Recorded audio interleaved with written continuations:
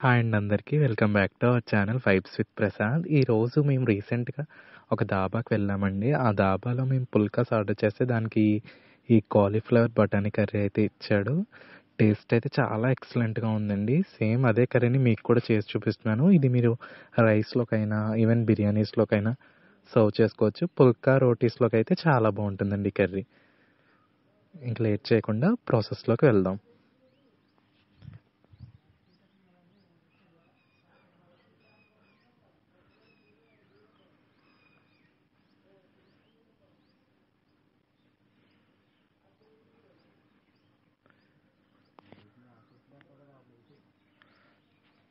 దీనికోసం నేనిక్కడ ఒక 400 గ్రామ్స్ ఉండే కాలీఫ్లవర్ తీసుకున్నానండి. దాన్ని ఇలా పీసెస్ కింద కట్ చేసేసుకున్నాను. కాలీఫ్లవర్ పీసెస్ అన్నీ కూడా జాగ్రత్తగా చెక్ చేసుకోండి. చిన్న చిన్న పురుగులుంటాయి. కొంచెం హాట్ వాటర్ ఏసుకొని వాష్ చేసుకుంటే ఇంకా బెస్ట్ అనమాట. తర్వాత ఇందులో ఒక టేబుల్ స్పూన్ ఉప్పు, అలాగే ఒక టేబుల్ స్పూన్ కారం, అలాగే ఒక హాఫ్ టేబుల్ స్పూన్ పసుపు కూడా వేసేసుకొని ఈ కాలీఫ్లవర్ పీసెస్ అన్నిటికి కూడా దీన్ని మొత్తాన్ని పట్టించండి.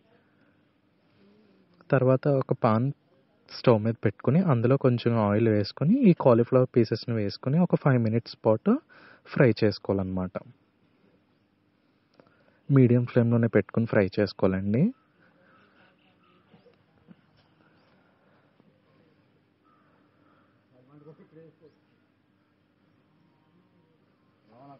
ఇలా ఒక 5 మినిట్స్ పాటు ఫ్రై చేసుకున్న తర్వాత ఇవి కొంచెం కలర్ చేంజ్ అవుతాయండి, గోల్డెన్ బ్రౌన్ కలర్లోకి వస్తాయి.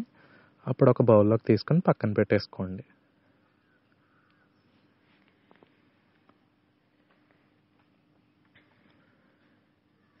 ఇలా మొత్తం అన్ని పీసెస్ కూడా పక్కన పెట్టుకున్న తర్వాత గ్రేవీ కోసం మళ్ళీ అదే పాన్లో ఒక 2 టేబుల్ స్పూన్ల ఆయిల్, అలాగే కొంచెం హోల్ బిర్యానీ స్పైసెస్, అలాగే ఒక టేబుల్ స్పూన్ ధనియాలను కూడా యాడ్ చేసుకోండి.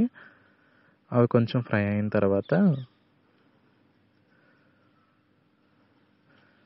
ఒక 4 మీడియం సైజ్ ఆనియన్స్ని పీసెస్గా కట్ చేసుకుని యాడ్ చేసుకోండి. ఇవి కూడా కొంచెం ఫ్రై అవ్వాలన్నమాట. పింక్ కలర్లోకి వచ్చిన తర్వాత ఒక టేబుల్ స్పూన్ అల్లాన్ని ఇలా సన్నగా తరుక్కొని వేసేసుకోండి.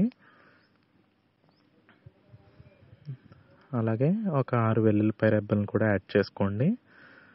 తర్వాత ఇందులోనే ఒక 3 మీడియం సైజ్ టమాటా పీసెస్ని కూడా యాడ్ చేసుకుని మొత్తం అంతా కూడా ఒకసారి కలిపేసుకుని మూత పెట్టి లో ఫ్లేమ్లో ఒక 5 మినిట్స్ పాటు వీటిని మగ్గించండి.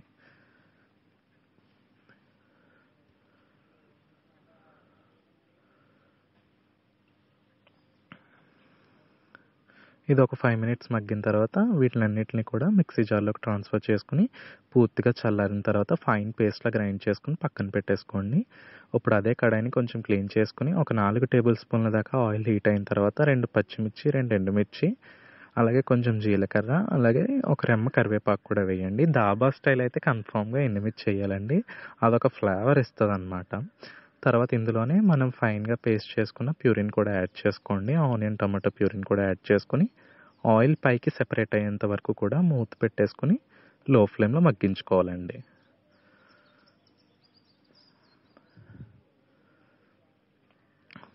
తర్వాత దీంట్లో వేసే స్పైస్ పౌడర్స్ వచ్చేసి 2 టేబుల్ స్పూన్ల కారం, హాఫ్ టేబుల్ స్పూన్ పసుపు, ఒక టేబుల్ స్పూన్ సాల్ట్, అలాగే ఒక టేబుల్ స్పూన్ ధనియాల పొడి, హాఫ్ టేబుల్ స్పూన్ జీలకర్ర పొడి, ఒక table spoon garam masala powder. ఈ స్పైస్ పౌడర్స్ అయితే కరెక్ట్గా సరిపోద్దండి ఈ గ్రేవీకి. ఇప్పుడు స్క్రీన్ మీద చూపించిన ప్రతి స్పైస్ పౌడర్ని ఒక్కొక్కటిగా వేసేసుకొని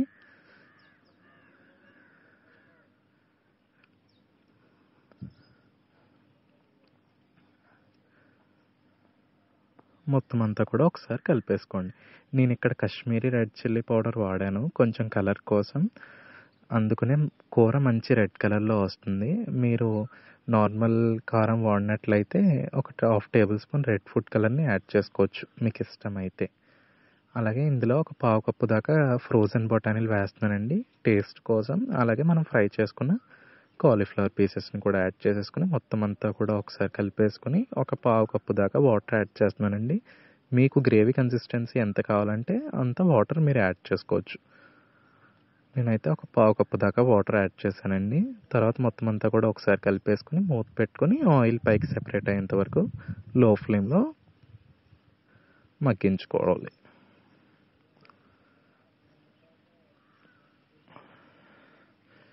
ఇలా ఒక 5 నిమిషాలు మగ్గిస్తే ఇలా ఆయిల్ అయితే పైకి కన్ఫర్మ్‌గా సెపరేట్ అవుతుందండి. తర్వాత ఇందులో ఒక టేబుల్ స్పూన్ కసూరి మేతిని క్రష్ చేసుకొని యాడ్ చేసుకోండి. అదొక స్మోకీ ఫ్లేవర్ ఇస్తుందనమాట.